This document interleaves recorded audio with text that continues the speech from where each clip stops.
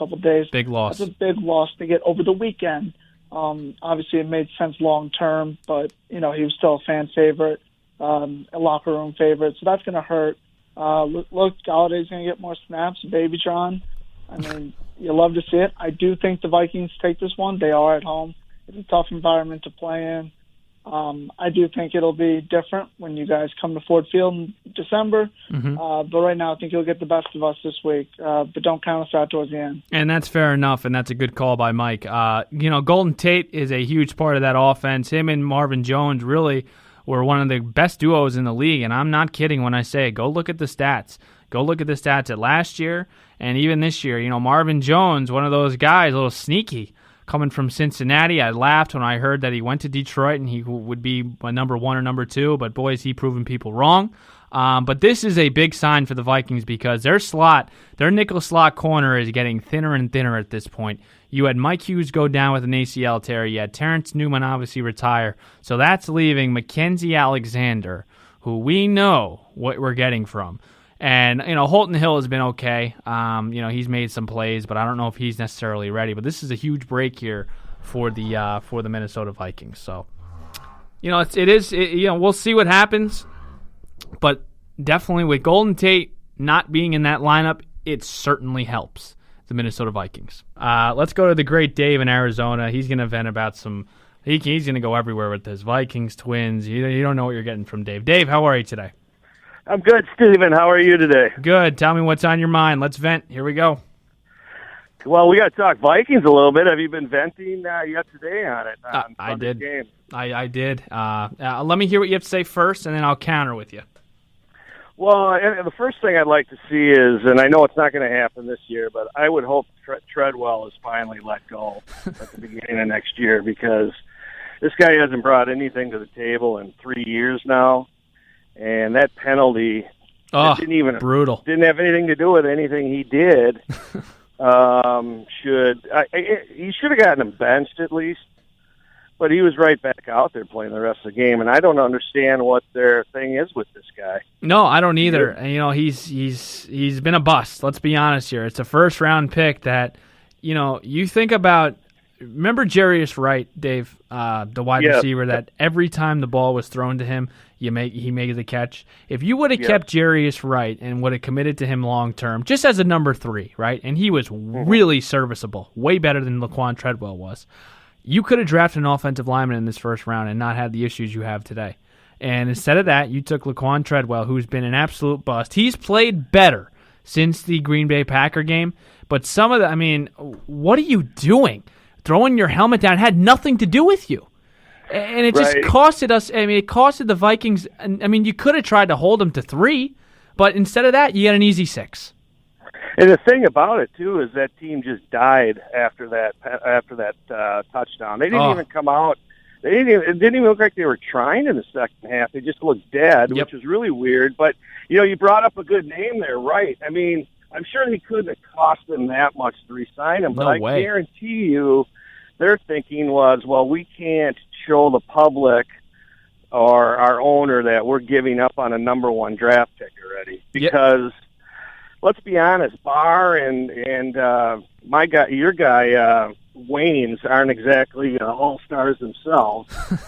And they were first-rounders, too. You could call all those guys busts at this point. Well, I don't know if I can call Barr. Barr made a Pro Bowl. Waynes has played. Waynes is up and down. Barr made the Pro Bowl after about 15 guys dropped out. So I'd go back and check the research on that one. But I get what you're saying. Yeah. I don't think you can compare. There's a big drop-off for me. From Barrs to Wayne, from Barr to Wayne, that's fine. They haven't been the best, but they've been serviceable. There's a big drop-off to Treadwell.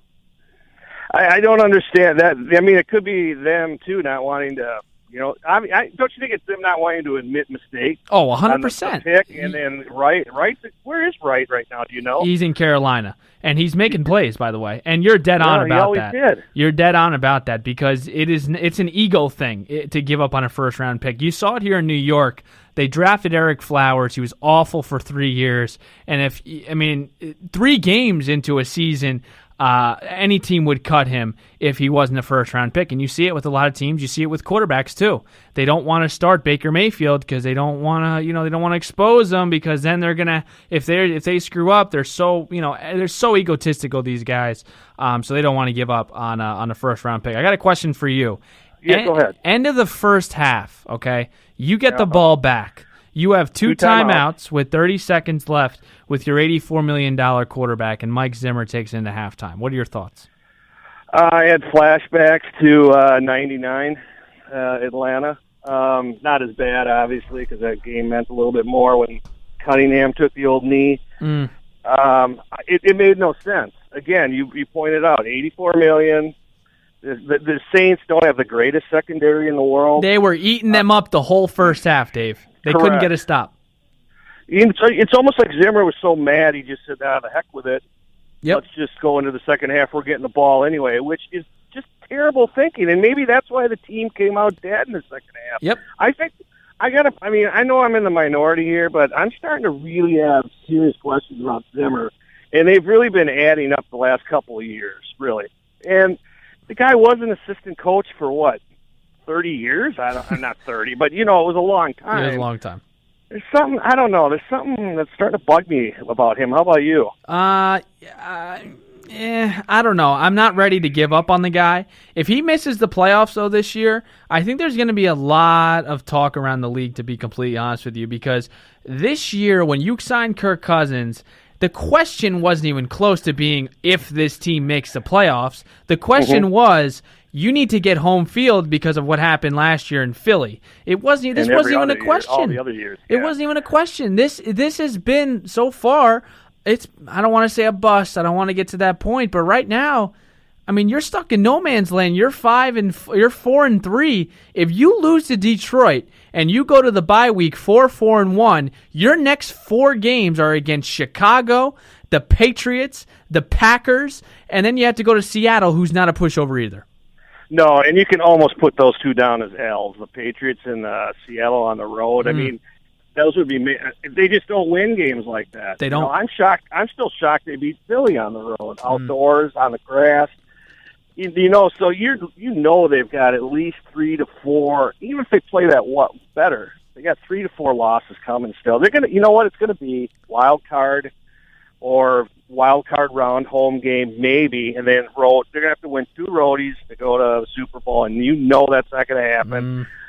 Teams know. I just think too. I'm tired of hearing how great of a defensive mind he is. Oh my gosh! I'm not seeing it. Are you? I mean, this year they've taken a complete step back. Rhodes was out, I get it, but no pressure on any pass play. The linebackers are at best, and I don't know. I'm tired of hearing it. He's a great defensive mind. I'm not seeing it. No, I'm not seeing it.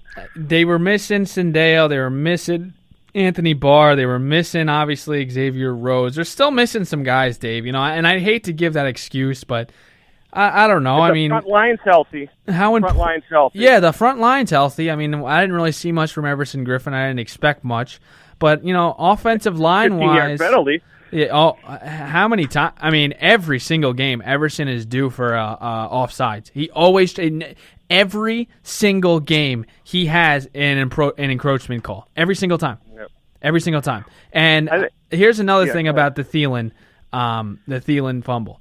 I think you hit it on the head. I think people were shocked. They were just like shell-shocked, and people looked around and was like, oh, man, what do we do now? It totally and that scares me, because it seems like every time this team, a little adversity hits, Zimmer doesn't know what to do. Like, they all look at each other like, oh, what do we do next? We're not used to this. Like, it's scary. Well, he wasn't drafted, and he's from small Mankato State. Oh, right? I didn't hear enough about that. I know. But how did you feel about him? Well, 2 things. One, how did you feel about them taking 6-7 minutes to go down the field and score that touchdown? And secondly, did it bother you at all that Thielen did the old jump in the stands? Oh my gosh! I lost a lot of respect for him off that. Dave. When I saw him do that, I looked at my dad and I said, "Oh man, I hope this isn't what he's going to become." because you got an Adam Thielen that was and I'm not saying he's completely changed, but I think the reason why Minnesota fell in love with Adam Thielen is not only his numbers, but just his persona, his personality. Right. He's humble. He doesn't have an ego. And I just ranted about the guy last week about how he is the best receiver in the game right now, and he doesn't dance around like Odell Beckham. That really made me upset. You're down two possessions, and you're going to go in, you're going to dance. I mean, that's just... Yeah, you can't. When you are the opposing team, you laugh. You laugh at them. You say, "Wow, you're celebrating after 2-possession game." It's pretty stupid. It is pretty stupid. But let me tell you something that's underrated in this game, and that's Dan Bailey missing an extra point. Because instead of you being able to, make it a 2-possession game, because let's not forget here, the final score of this game was 30-20, right?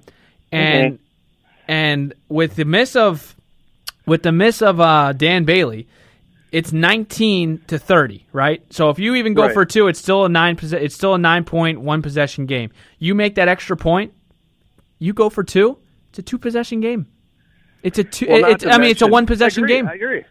Not to mention how everyone on the sidelines is probably like, "Oh my God, not again!" Oh, and Zimmer. But again, whose fault is it though? It's Zimmer and Spielman. They're the ones that have gotten themselves in this kicking grind since Walsh, and they can't get themselves out of it. They wasted a 5th-round pick on a guy, which, and then didn't they trade a 6th-rounder for him? And he's gone after 2 games, and that's on management, and that reflects badly on them. It happens. It's every game now.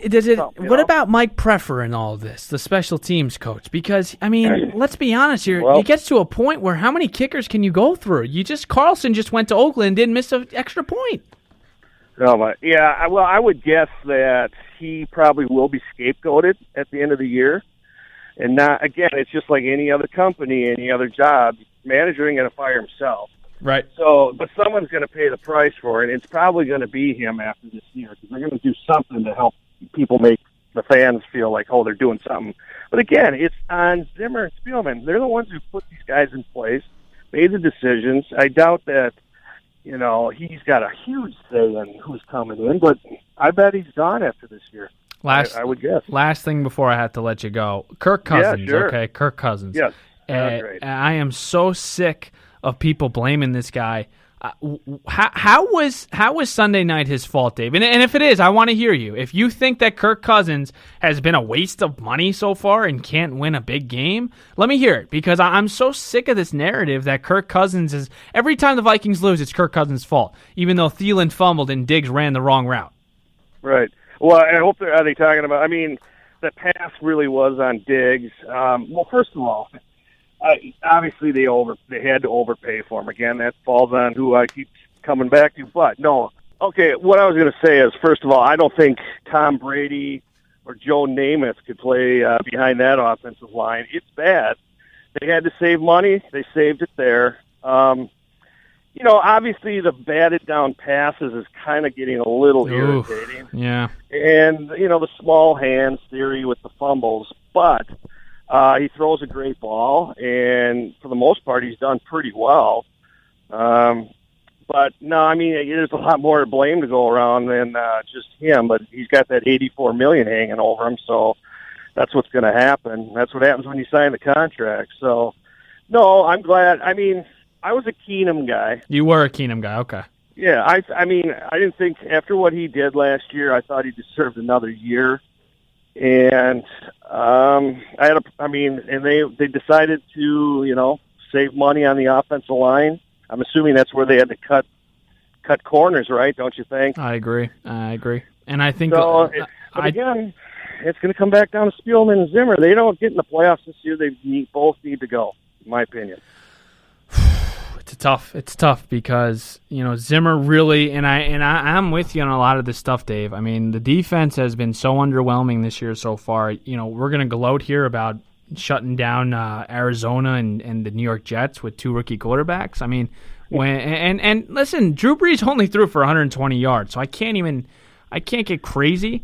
Well, wait a minute, though. They didn't need him. They didn't need his arm. You're right. They didn't need his ability. You're right. The way the game flowed. You're 100% right. So when he did, I disagree because They didn't need him to be Drew Brees. So, but when he was on the field, the Vikings weren't putting any pressure on him. He completed his. How about the flea flicker? That Smith, they bid on that thing. Oh. The backup quarterback. Well, what they think he was going to do? Well, listen, in their defense, that was the first time he threw the ball